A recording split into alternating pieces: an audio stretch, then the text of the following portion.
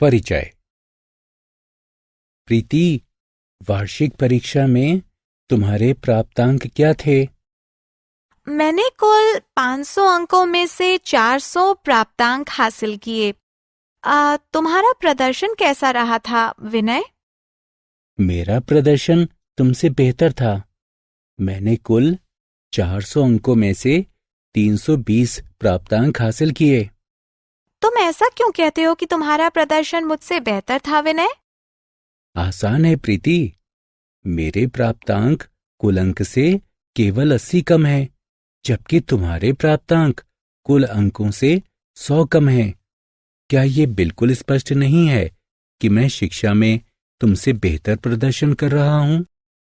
तुम्हारी तुलना गलत है, विनय। वास्तव में मैंने साबित किया है कि मैं एक बेहतर छात्रा हूँ, क्योंकि मैंने वार्षिक परीक्षा में अधिक प्राप्तांक हासिल किए हैं। इस पाठ में आप राशियों की तुलना करना सीखेंगे। उद्देश्य। इस पाठ के अंत में आप निम्न करने में सक्षम हो जाएंगे: अनुपात, समानुपात और एक एक विधि का उपयोग करते हुए राशियों की तुलना करना, प्रतिशत को परिभाषित करना, संख्या, भिन्न, दशमलव और अनुपात को प्रतिशत में बताना, प्रतिशत को संख्या, भिन्न, दशमलव और अनुपात में बदलना, वृद्धि, ह्रास, प्रतिशत, लाभ, हानि प्रतिशत तथा साधारण ब्याज की गणना करने के लिए प्रतिशत की अवधारणा का उपयोग करना। राशियों की तुलना। टोकरी में सेब, विद्यार्थियों के वजन, परीक्षा में प्राप्त अंक, टावरों की ऊंचाई इत्यादि सभी राशियों के उदाहरण हैं। राशियों की तुलना निम्न की सहायता से की जाती है: अनुपात, समानुपात और एक एक विधि। आइए तुलना करने की इन विधियों को एक एक करके देखते हैं। अनुपात। मृदुल के पास 5 मेगापिक्सल कैमरा वाला एक मोबाइल है, जबकि भारती के पास एक 3 मेगापिक्सल कैमरा वाला एक मोबाइल है। आइए अनुपात की सहायता से दोनों मोबाइलों के कैमरों की तुलना करते हैं।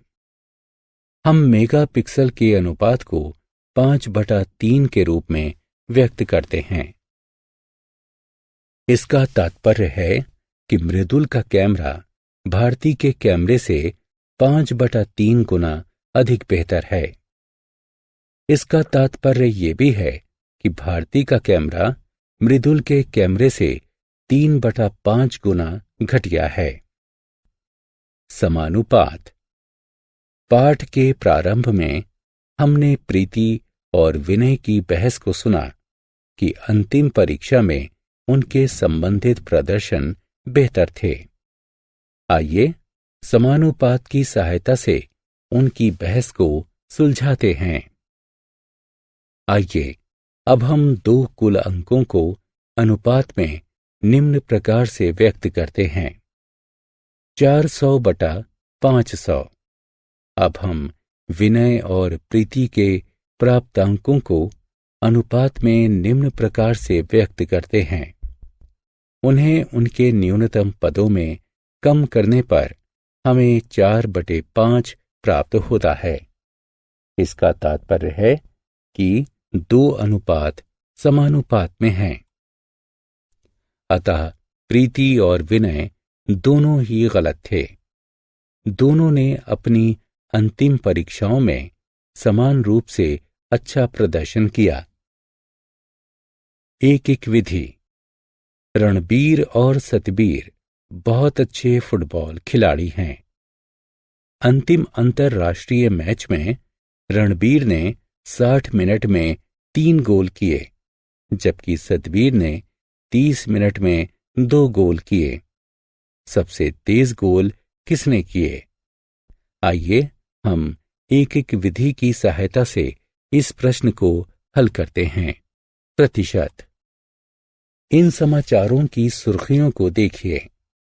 दालें 10% तक महंगी हुईं। ईंधन की कीमत 3% तक बढ़ी। बेरोजगारी 5% तक बढ़ी।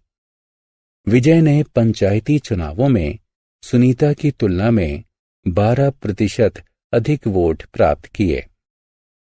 इन सभी सुर्खियों में एक ही बात समान है कि वे सभी राशियों की तुलना को दर्शाते हैं। एक और बात जो उनमें समान है वो ये कि यहाँ इस प्रतीक का उपयोग हुआ है। यह प्रतीक प्रतिशत को निरूपित करता है। शब्द प्रतिशत का शाब्दिक अनुवाद प्रति 100 या सैकड़ा होता है। इसका तात्पर्य राशियों की तुलना से है। चलिए आइए कुछ उदाहरण देखें। राजीव ने अंग्रेजी विषय में 100 में से 80 अंक प्राप्त किए। उसके प्राप्तांकों को कुल अंकों के अंश के रूप में 80/100 से व्यक्त किया जा सकता है। इन्हीं प्राप्तांकों को इस प्रतीक की सहायता से प्रतिशत के रूप में 80% से भी व्यक्त किया जा सकता है। शिव के दादाजी हिमाचल प्रदेश में एक सेब के बगीचे के मालिक हैं। उन्होंने उसे सेब के 50 बक्से भेजे। शिव के पिता ने अपने दोस्तों को 35 बक्से भेज दिए। आइए शेष बक्सों को कुल प्राप्त हुए बक्सों के प्रतिशत के रूप में व्यक्त करते हैं। 50 में से शेष बचे हुए बक्से हैं 50 घटा 35 यानी 15। कुल प्राप्त हुए बक्सों के अंश के रूप में शेष बक्से बराबर 15/50। भाजक को 100 में परिवर्तित करके हल कीजिए। अतः शेष बक्से कुल प्राप्त हुए बक्सों का 30% हैं। आइए एक एक विधि की सहायता से उसी प्रश्न को करने का प्रयास करते हैं। 50 में से शेष बचे हुए बक्से हैं 15। 100 में से शेष बचे हुए बक्से बराबर 15/50 गुना 100 जो कि 30 प्राप्त होगा। अतः शिव के दादाजी की ओर से भेजे गए कुल बक्सों में से 30% बक्से शिव के परिवार के पास हैं। दोनों विधियों से एक ही उत्तर प्राप्त। आत्म मूल्यांकन। ध्यानपूर्वक प्रश्नों को पढ़िए एवं सही उत्तरों का चयन कीजिए। प्रतिशत में बदलना। हम संख्याओं को प्रतिशत में व्यक्त करना सीख चुके हैं। आइए अब हम रूपांतरण करना सीखते हैं। चलिए भिन्न दशमलव तथा अनुपात को प्रतिशत में बदलना सीखें। भिन्न। एक सब्जी विक्रेता के पास प्रत्येक 5 में से 4 टमाटर ताजे हैं, बाकी के सड़े हुए हैं। सड़े हुए टमाटर के अंशों को प्रतिशत में व्यक्त कीजिए। कुल टमाटरों में से सड़े हुए टमाटरों का अंश है 1/4/5 जो कि 1/5 होगा। इसका तात्पर्य है कि प्रत्येक 5 में से 1 टमाटर सड़ा हुआ है। कुल 5 टमाटरों में से सड़े हुए टमाटरों की संख्या 1। कुल 100 टमाटरों में से सड़े हुए टमाटरों की संख्या बराबर है 1/5 गुणा 100 यानी 20 के। अतः कुल टमाटरों में से 20% टमाटर सड़े हुए हैं। दशमलव। एक गांव में महिलाओं की आबादी को दशमलव में 0.55 से व्यक्त किया गया है, तो गांव में पुरुषों की आबादी को प्रतिशत के रूप में व्यक्त कीजिए। महिलाओं की आबादी 0.55 जो कि बराबर होगा 55/100 के यानी 55 प्रतिशत के। पुरुषों की आबादी बराबर 100% घटा 55% बराबर 45%। गांव में पुरुषों की संख्या कुल आबादी का 45% है। अनुपात। एक विद्यालय में विज्ञान वर्ग के विद्यार्थियों को कंप्यूटर विज्ञान और अर्थशास्त्र के बीच चयन करने की स्वतंत्रता है। कंप्यूटर विज्ञान के विद्यार्थियों और अर्थशास्त्र के विद्यार्थियों के बीच का अनुपात 3:2 है। अर्थशास्त्र के इच्छुक विद्यार्थियों को विज्ञान वर्ग में कुल विद्यार्थियों की संख्या के प्रतिशत के रूप में व्यक्त कीजिए। विज्ञान के विद्यार्थियों की कुल संख्या बराबर 3 + 2 बराबर 5। प्रत्येक 5 विज्ञान के विद्यार्थी। अब हम संख्याओं, भिन्नों, दशमलवों और अनुपातों को प्रतिशत में व्यक्त कर सकते हैं। आइए अब हम प्रतिशत को संख्याओं, भिन्नों, दशमलवों और अनुपात के रूप में व्यक्त करना सीखते हैं। संख्याएं। एक चिड़ियाघर में बंदरों की संख्या का प्रतिशत कुल जानवरों की संख्या का 20% है। यदि चिड़ियाघर में जानवरों की कुल संख्या 150 है, तब बंदरों की कुल संख्या ज्ञात कीजिए। 100 जानवरों में बंदरों की संख्या 20 है। 150 जानवरों में बंदरों की संख्या 20/100 गुणा 150 यानी 30 होगी। अर्थात चिड़ियाघर में 30 बंदर हैं। भिन्न। रवीना कपड़ों पर अपनी मासिक आय का 30% खर्च करती है। रवीना के खर्चों को उसकी कुल आमदनी के अंश के रूप में व्यक्त कीजिए। रवीना द्वारा कमाए गए प्रत्येक 100 रुपए में से उसके द्वारा खर्च की गई राशि है 30 रुपए। रवीना द्वारा कमाए गए प्रत्येक रुपए में से उसके द्वारा खर्च की गई राशि है 30/100, जो कि 3/10 होगा। रवीना कपड़ों पर अपनी आमदनी का 3/4 यानी 3/10 खर्च करती है। दशमलव। भारत में एक विशेष गांव ने 85% की उच्च साक्षरता दर हासिल की है। इसे दशमलव के रूप में व्यक्त कीजिए। प्रत्येक 100 ग्रामीणों में से 85 शिक्षित हैं। भिन्न के रूप में 100 ग्रामीणों पर साक्षरों की संख्या है। 85/100 यानी 0.85। 85% को दशमलव के रूप में 0.85 लिखा जाता है। अनुपात।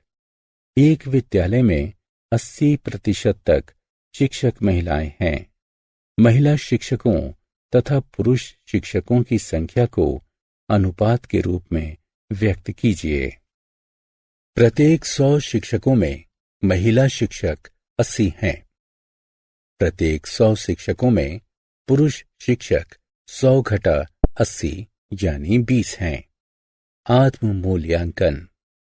प्रतिशतों का उनकी संबंधित संख्याओं, भिन्नों, दशमलवों तथा अनुपातों से मिलान कीजिए।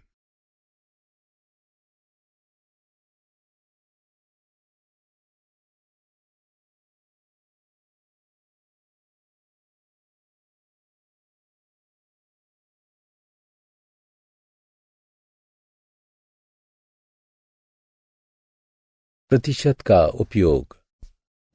कई वास्तविक जीवन की परिस्थितियों जैसे स्कूल फीस में वृद्धि, बिजली की आपूर्ति में कमी, उत्पादन आदि में वृद्धि इत्यादि को व्यक्त करने के लिए प्रतिशत का उपयोग किया जाता है। अब हम निम्नलिखित को दर्शाने के लिए प्रतिशत की अवधारणा का उपयोग करेंगे। वृद्धि या गिरावट में, लाभ या हानि में, साधारण ब्याज में, वृद्धि या कमी। वृद्धि या कमी का प्रतिशत बराबर वृद्धि या कमी बटे प्रारंभिक मान गुणा 100 होता है। पेट्रोल की कीमत में 50 रुपए से 60 रुपए की वृद्धि होती है। वृद्धि का प्रतिशत ज्ञात कीजिए। प्रारंभिक कीमत 50 रुपए, कीमत में वृद्धि बराबर नई कीमत घटा प्रारंभिक कीमत, जो कि बराबर होगा 60 घटा 50 यानी 10 रुपए के। वृद्धि प्रतिशत में 10 गुणा 100 बटे 50 बराबर 20% है। अतः ईंधन की कीमत में 20% तक की वृद्धि हुई है। लाभ या हानि, वह कीमत जिस पर उत्पाद को खरीदा जाता है क्रय मूल्य के रूप में जाना जाता है। इसे सीपी यानी कॉस्ट प्राइस द्वारा निरूपित किया जाता है। वह कीमत जिस पर उत्पाद को बेचा जाता है विक्रय मूल्य के रूप में जाना जाता है। इसे एसपी सेलिंग प्राइस द्वारा निरूपित किया जाता है। यदि विक्रय मूल्य क्रय मूल्य से अधिक होता है तो लाभ होता है। लाभ बराबर विक्रय मूल्य घटा क्रय मूल्य यानी selling price minus cost price. यदि विक्रय मूल्य क्रय मूल्य से कम होता है तो हानि होती है। हानि बराबर क्रय मूल्य घटा विक्रय मूल्य यानी cost price minus selling price. लाभ या हानि का प्रतिशत बराबर होता है लाभ या हानि बटे क्रय मूल्य यानी कॉस्ट प्राइस गुणा 100। आइए एक और उदाहरण देखें। एक दुकानदार एक एलसीडी टीवी 90,000 रुपए में खरीदता है और उसे 1 लाख रुपए में बेच देता है। उसके प्रतिशत में लाभ कितना होगा? हम जानते हैं कि क्रय मूल्य 90,000 है और विक्रय मूल्य 1 लाख रुपए है। अतः लाभ बराबर विक्रय मूल्य घटा क्रय मूल्य यानी 1 लाख घटा 90,000 जो कि 10,000 रुपए होगा। हम जानते हैं कि क्रय मूल्य 90,000 रुपए है और विक्रय मूल्य 1 लाख रुपए है। अतः लाभ बराबर विक्रय मूल्य घटा क्रय मूल्य यानी 1 लाख घटा 90,000 जो कि 10,000 रुपए होगा। लाभ का प्रतिशत बराबर है 10,000 गुणा 100 बटे 90,000 के, जो कि हल करने पर 11.11 प्राप्त होगा। दुकानदार एलसीडी टीवी पर 11.11% लाभ कमाता है। फर्नीचर मार्ट एक सोफे को 23,000 रुपए में बेचकर 15% का मुनाफा कमाता है। तो इसका क्रय मूल्य ज्ञात कीजिए। लाभ प्रतिशत बराबर विक्रय मूल्य घटा साधारण ब्याज। एक बैंक में लोग पैसा जमा करते हैं और उस पर ब्याज कमाते हैं। वे बैंक से पैसा उधार लेते हैं और उस पर ब्याज का भुगतान भी करते हैं। जमा राशि या ऋण राशि को मूलधन कहा जाता है। जमा या ऋण राशि पर देय ब्याज को प्रतिवर्ष मूलधन के प्रतिशत के रूप में व्यक्त किया जाता है, जैसे 2% प्रतिवर्ष। मूलधन को समान रखने तथा विशिष्ट वर्षों के लिए प्रतिवर्ष समान दर पर ब्याज की गणना करने की तकनीक को साधारण ब्याज के रूप में जाना जाता है।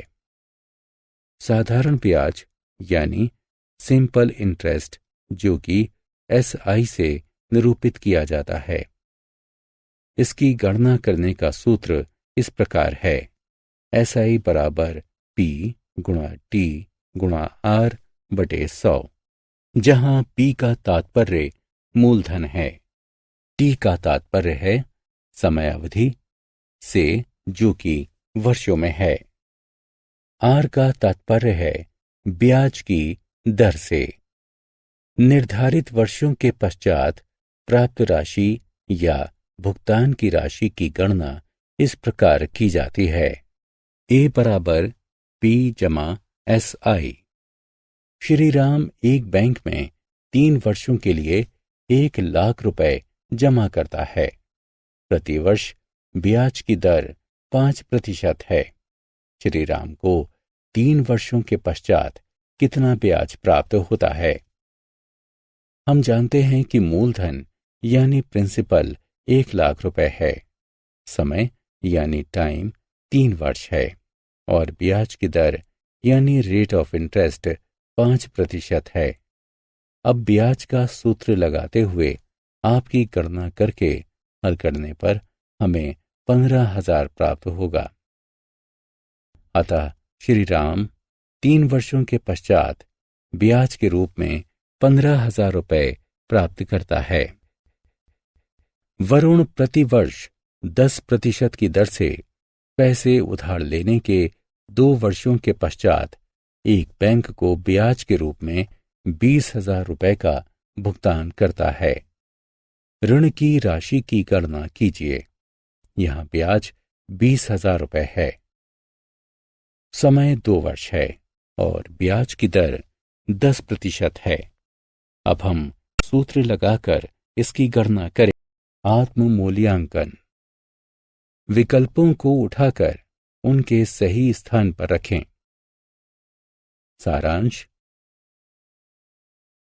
आइए हमने जो कुछ सीखा है उसे संक्षेप में दोहराएं। राशियों की तुलना अनुपात, समानुपात, एक विधि तथा प्रतिशत का उपयोग करके की जाती है। प्रतिशत का तात्पर्य प्रति 100 या सैकड़े से है। संख्याओं, भिन्नों, दशमलवों तथा अनुपातों को प्रतिशत के रूप में व्यक्त किया जा सकता है। प्रतिशत को संख्याओं, भिन्नों, दशमलवों तथा अनुपातों में बदला जा सकता है।